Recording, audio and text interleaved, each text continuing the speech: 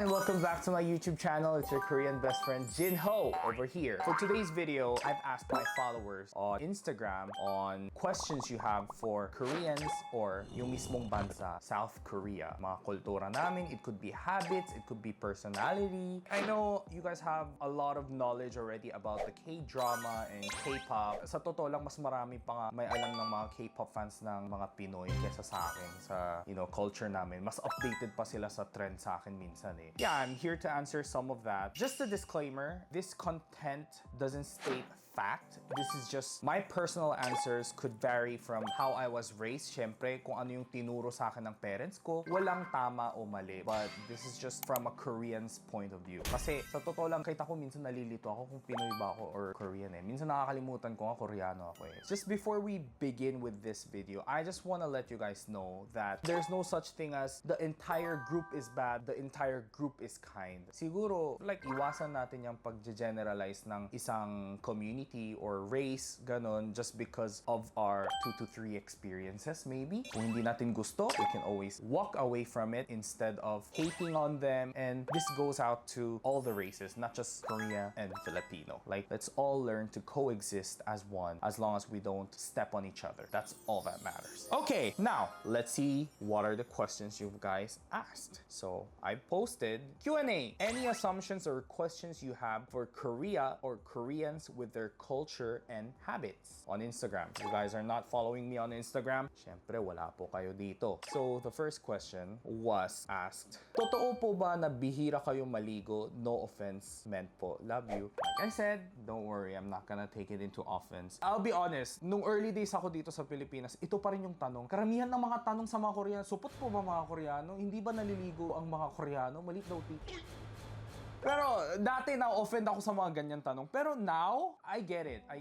It's a curiosity. Karamihan, yung mga Pilipino yung mga nagtatanong ng ganun. Hindi dahil sila ang masasama, pero mas open-minded slide ang Filipino kaysa sa Korea. Kasi in Korea, nakakahiya magtanong ng ganun eh. Ginawa nilang kahiyaan. Para sa mga Pilipino, wala lang yan eh. Nagulat ako sa, sa TV balita pinakita yung mga nagtutuli ng live, yung nanghahawak kamay yung mga tropa. Like in Korea, that would be impossible. That's like invasion of privacy. That is like nudity. Pero dito sa Philippines, sa mismong television, pinapakita before and after ng mga nagpapatuli dun sa barangay o sa school. Diba? That's impossible in another countries. So yeah, thank you for asking the question. Bihira po ba maligo? I'll be very honest with you. First things first, Koreans like to take a bath, okay? We're just like any other people. Nangangati po yung mga batok namin, nangangati yung mga puwet namin, at yung pasmadong kamay at chest when we don't take a bath. But here's the thing. You have to remember that in Korea, we have 4 seasons. Spring, summer, fall, and winter. Unlike Philippines, we have the wet summer, the typhoon season, and we have the dry summer, April. Parang dito sa Philippines, pag 20 degree, ang lamig na eh. Ginaw na eh, di ba? Bagyo weather na eh. Pero in Korea, we go until negative 17 degree. Nabutan kami ng negative 17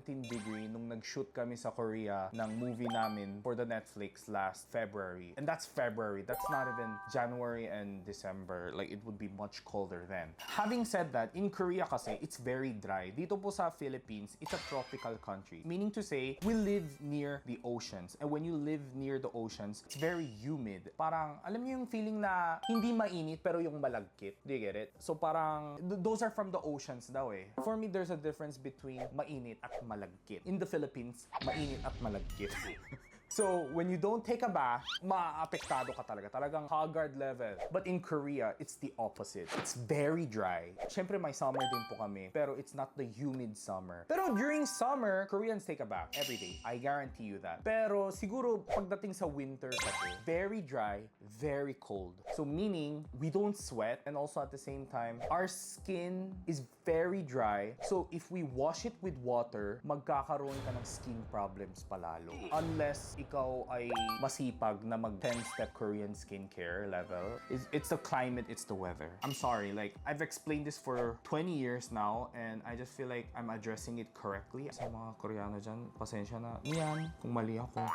Do most Koreans like spicy food, or it really depends on people themselves? I think most Koreans like spicy foods, but surprisingly, napansin ko nowadays, yung mga kabataan sa Korea, parang hindi rin sila. Marami rin hindi kaya ng kimchi. Marami din hindi kaya ng mga tteokbokki, ganun. Napansin ko. I think it's because we adapted a lot of the Western culture. We put cheese in everything now, which dati hindi naman gaano. So I think, yeah, mga generation, like I said, is changing. And yeah, I noticed a lot of people like sweet foods in Korea now. If it was like my mom's era, if my mom and my dad, like, they don't like sweet foods. Do the eldest sons are not allowed to marry foreigners? Very unique questions. I love this question. Well, for my family, obviously, okay lang. Pero there was a time, I wish hindi mababash yung papa ko. My dad was like, don't bring yellow hair. Sabi, anong yellow hair?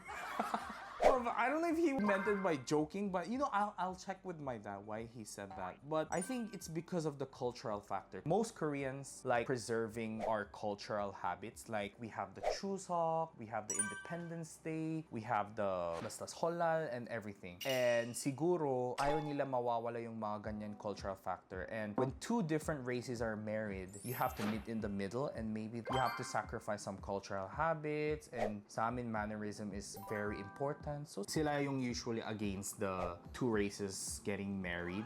But with the eldest son, I'm not sure of that assumption. Usually, prefer ng mga family yung panganay muna. Parang in order dapat magkasal. Ayaw nila yung bunso muna, tapos yung eldest. Gusto nila in order. It was an unspoken rule or like a respect to your elder siblings. But now it's different. Unang mabubuntis. Ang una mabubuntis, sila na magkasal. Gagi, sinisira ko yung Korea, Kevin. Sirang-sira natin. Pero guys, you know, it's not as bad as you think. Now, this is very short. Koreans are judger.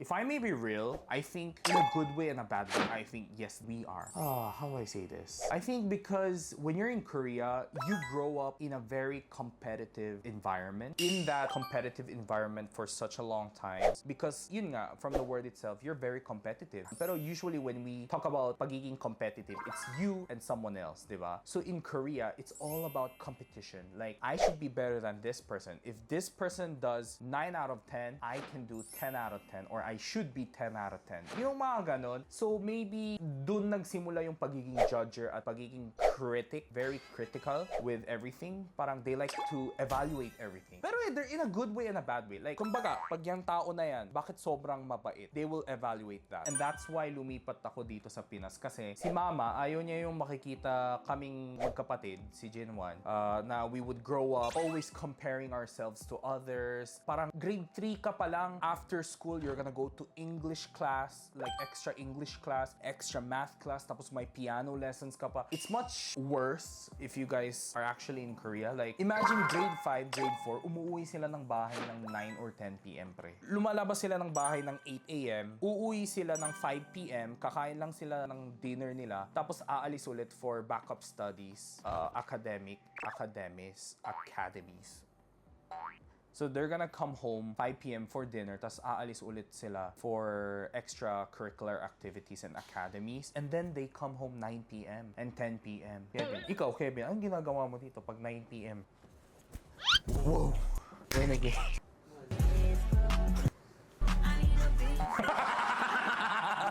Oo, pero in Korea, pauwi pa lang sila. Diba? How sad. Pero that's how they grow up. And they feel like that is, yun. Dapat ganun ang buhay. Yan ang iniisip ng mga tao. So when yung mga bata na yan, umuwi ng 9 p.m., 10 p.m., pag lumaki sila, and they see other people na who are not like them, magtataka sila, bakit sila hindi ganun? Bakit sila hindi alam neto? Do you get it? So I think that's where the judger comes from. But guys, trust me, Korea is very open-minded. I can say that because seeing the media now, so don't worry, you will not encounter any Koreans biglang saying, oh, you ugly, ganun Pilipino. No, you're not gonna experience those kind of stuff. So it's very safe to travel. Kasi I feel like parang sinisira ko yung aking bansa, pero it's not that. It's not like that. I'm just saying, there are really, there's like 1% chance na makakakita ka ng mga ganyan na mga idiots and mga ignorant people. Even here in the Philippines, di ba? May mga ganun din. Yung mga sabog, di ba may mga ganun? Kumbaga, meron din pong ganun sa Korea. And I feel like, pag may ganyan na tao, imbis na i-judge natin natin na, itong Koreanong to, inaaway ako. So siguro lahat ng Koreano ganun, judgeries ganun. Isipin na lang natin, ano kaya pinagdaanan tong para awayin ako ng ganito? Yung mga ganun na lang, parang let's just pity them. Baka may pinagdadaanan sila and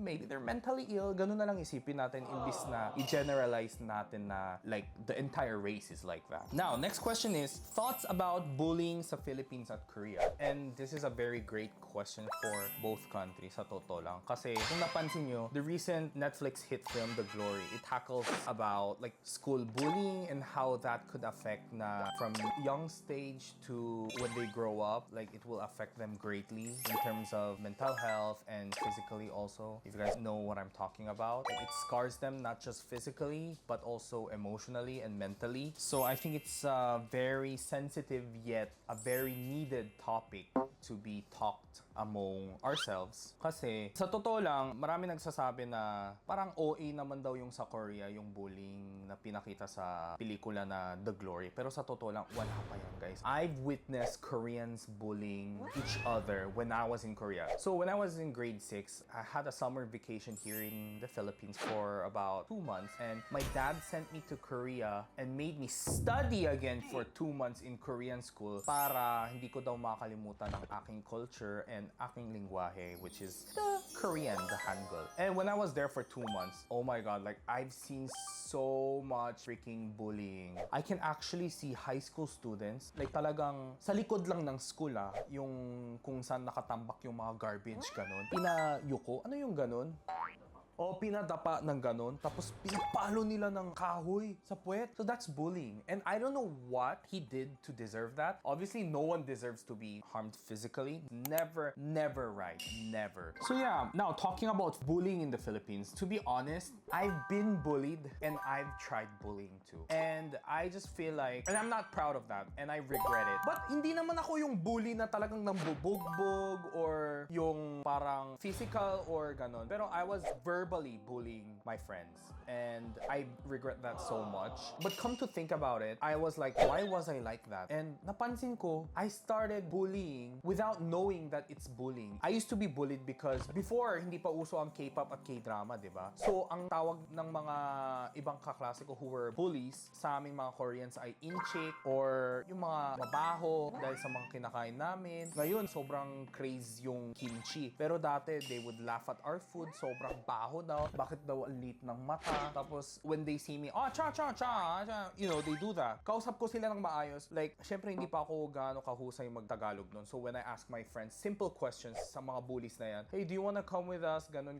Do you wanna have pizza after? Tapos sabi, gaganon nila ako bigla sa mukha. Now I get it. Pero, that is also bullying. That's also racism when, you know, when I feel offended, diba? And siguro, nung hindi pa ako marunong mag-Tagalog, they would always make fun of me na hindi ko maintindihan na talagang, uy, yung Koreano, taba. Kasi I was even bigger when I was a kid. They would call me all those names na bakla, mataba, inchi, chinchong, parang changking. So, it became my defense mechanism na aawayin ko sila bago pa nila ako away. Parang naging ganun. Kunwari, pag tumingin sa akin yung isang tao, ano tinitigan mo? Ba't mo ako tinitigan? Bakit? Parang inaangasan ko sila. Gets mo? Kasi na-feel ko agad na, ay, these are the people who are gonna call me yung mga by those names na ching chong kang parang. So, inaway ko sila, which is my mistake. And I feel like I'm not defending any bullying kasi it's a choice to be kind. And you have to choose kindness all the time. You have to choose kindness. And parang na dun ko na-realize as I was growing up na parang those bullies are the insecure kids. Because I've been one of them. And I regret it. And sa mga kabataan ngayon, if you guys are watching this, if you guys are being bullied or if you guys are a bully, guys, you know, like, you only live once and live as good people so that you won't regret when you grow up. Do you get it? Like, wala kang makukuha sa pagnanakit ng ibang tao. You feel like you're strong. You feel like you're above them. Pero sa totoo lang, pag tanda mo, you might be working for them. To all my friends who are being bullied, one thing is you don't even have to see them. Like the school stuff, it will not matter in the long run. So be yourself, focus on yourself. Don't care what the society needs you to be. Just be yourself. Now, why Koreans so workaholic? Parang mahalaga sa kanila yung work instead of having family. To be honest, medyo may pagkaganon din ako. It kind of depresses me a lot sometimes. Like in Korea, may standard yun eh. Pagpasok mo ng 20s, dapat may work ka na, kumikita ka na. Pag nasa mid-20s ka na, dapat medyo malaki na yung sahod mo. Pag nasa late 20s ka na, dapat stable ka na sa job mo. Yun na yun. Yun na yung trabaho na dapat you bury yourself. Like hanggang sa mamatay ka, dapat ganun. Like that's late 20s to early 30s. And then pag 30s ka na, dapat nagbabayad ka na ng pangbahay or lupa o kung ano man property. Pag nasa 40s ka na, dapat may bahay ka na na wala kang binabayarang renta at dapat may properties ka na at kotse and stable family. Like those are the unspoken standards of Korea, and I feel like a lot has changed. Maraming nabago ngayon, pero yun yung dati. And I feel like it's so toxic. And having said that, the society, I don't know where it started, but I just feel like it's from the competitive environment once again. Kaya siguro naging ganun. Kaya nga minsan nalulungkot ako, kahit nasa Pilipinas pa rin ako, kino-compare ko pa rin yung sarili ko sa mga Korean friends ko o kaya mga relatives ko sa Korea. I'm like, wow, sila nasa ganun-ganun, nagsisimula na sila na magbayad ng ganun-ganun. What am I doing at my age? Parang ganun. And sometimes I just have to snap myself out of it. You know what, JinHo? It doesn't matter. May kanya-kanyang linya, kanya-kanyang racetrack. All I have to do is just look front, don't look back, don't compare myself to other lanes. Just takbo lang ng takbo until I reach my goal. I think that's important. It's the mentality. I hope that answered your question. Okay. Fond of no label relationship. No label relationship. I think in Korea, no label relationship. Ano kaya ibig sabihin ng no label relationship? Kumbaga live-in kayo pero wala kayong siguro ganun. No label relationship. Like parang love you sa kanya pero wala namang Ganun yun. Well, I'm so sorry. I wish I could answer your question, pero no one understands your question here. Kasi yung isa may label, yung dalawa. No label, no relationship, no nothing. Next question. An observation rather, but the superiority obsession among each other rankings in school and at work. Like I said, all in the competitive. And I'm so happy you guys noticed that. And I feel like that's why in Korea, everything is, hindi sa pagyayabang, pero everything's like good. Like foods are good, mga damit, mga beauty, skincare, 'di ba? Everything Korea is so good, 'di ba? And I just feel like kaya kami may ganyan na produkto kasi yung mga gumagawa or tagagawa ng ganun na research are those people na sobrang competitive, sobrang workaholic, sobrang strict sa standards, and that's why we're able to come out with that kind of product and that kind of standard, which is a good part. Pero like I said, there's always a side effect to that, which are madali kami ma-discourage, madali din kami ma-depress, mahihirapan kami masasatisfy sa isang bagay. Parang, di ba, sa Pilipinas, I'm trying to earn 50,000 peso sa goal ko, pero ang kinita ko lang ay 35. Ang isipin ng mga Pinoy, okay na yan, at least kesa naman sa wala, di ba? In Korea, it's different. Sasabihin nila, bakit kaya ako kinulang ng 15K? Ano pa kaya kulang ko? Ito ba yung tamang gawa ko? Ito ba ang mali ko? Ito ba ay kasalanan ko or kasalanan ng work ko? Or ito ba ay dahil hindi ako nag-aral? You know, nag-overthink. Like I said, that's the side effect to it. So madali din maging depressed, I guess. Because we're constantly in that competitive, yung mga comparing to one another, you know, that environment. How do they often eat kimchi? You mean eat kimchi? If I had a choice, I can eat kimchi with everything. I can eat kimchi with fries. Di ba kayo, you guys can eat fries with ice cream. I can eat ice cream with kimchi.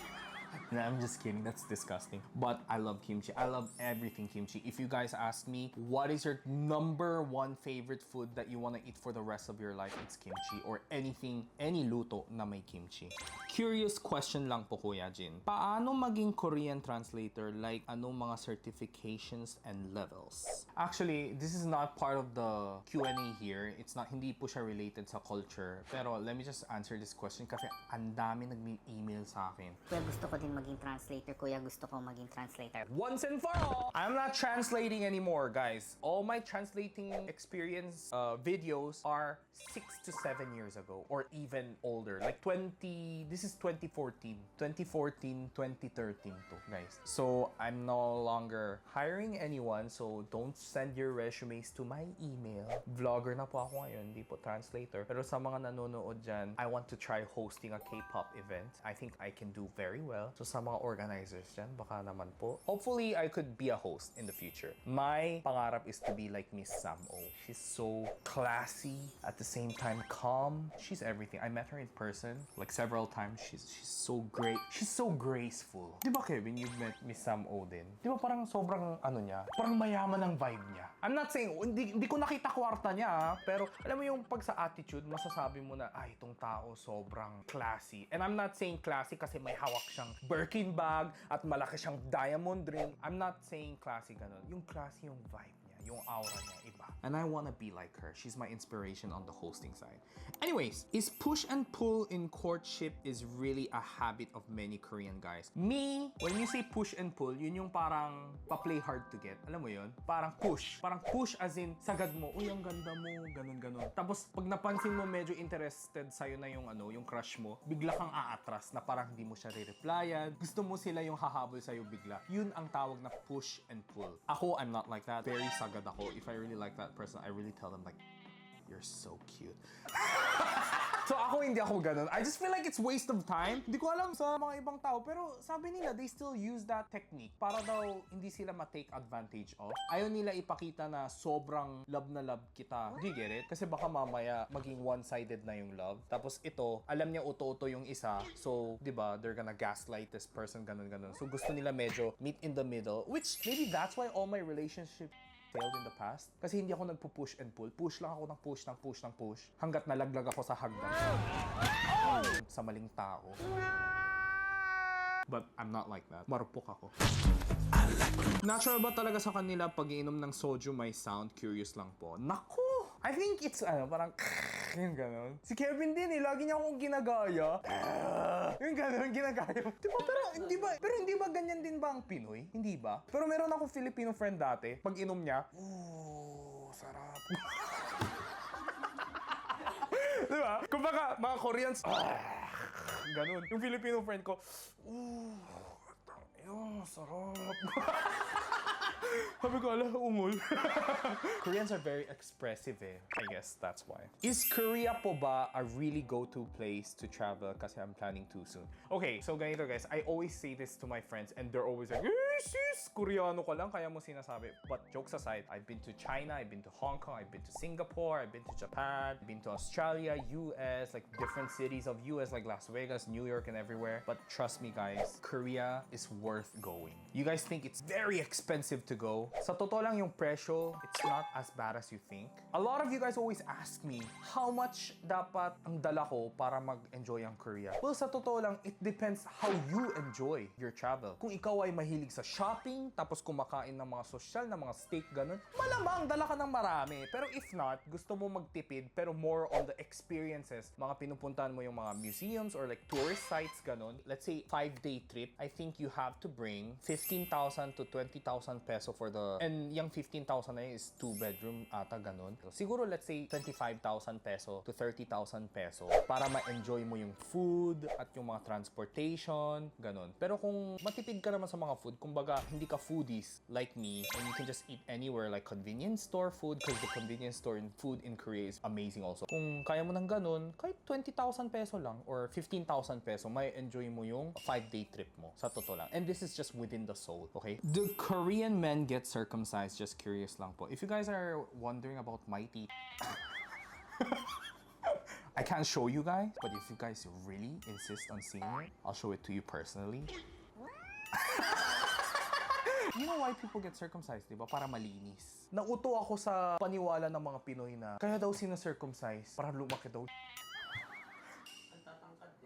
Tatangkad.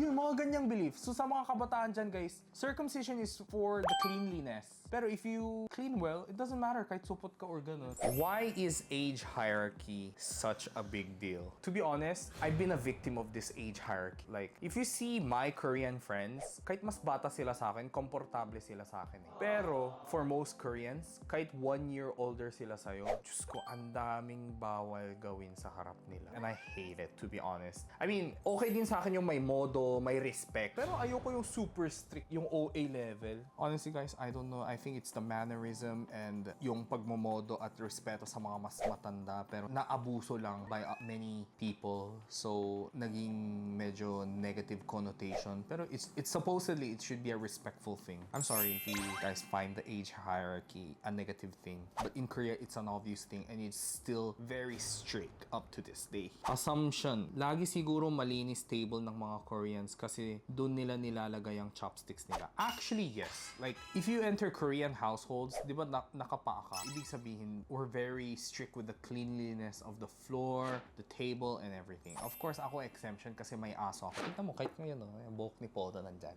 Alright!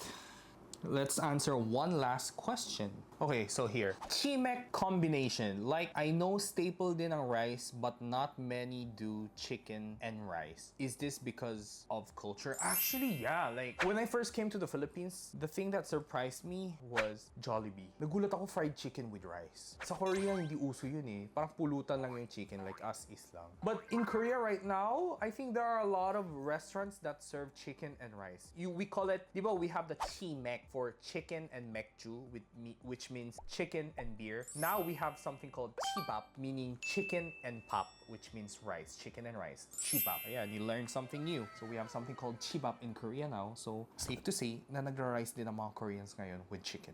Before finishing this video, I would just like to answer one last question. Well, this is not a question in this Q&A, but napansin ko may mga angry Filipinos minsan na nagbe-message sa akin, nagdi-DM sa akin na talagang sa akin nagrarant na bakit napakahirap daw makuha ng visa sa Korea. And I'm sure you guys are thinking the same way too. Obviously, ako po ay isang Korean, so hindi ko po kailangan ng visa para makapasok sa Korea kasi bansa ko po yun. Pero ako din po may visa ako dito sa Philippines, which is very expensive also. But yeah, to answer your question on why is it so hard for you to get a Korean visa is because nag-research po ako. Upon my research, nakalagay po, it's because of the increasing amount of illegal immigrants. Kumbaga, immigrants na, when you enter a country, syempre, you need a visa. Visa meaning to say, pakita mo sa immigration na, I'm only gonna stay here for the 20 days, tapos babalik po ako. Yun po ang tinatawag na visa. You have a day of a stay. And after that 20 days, you have to go back.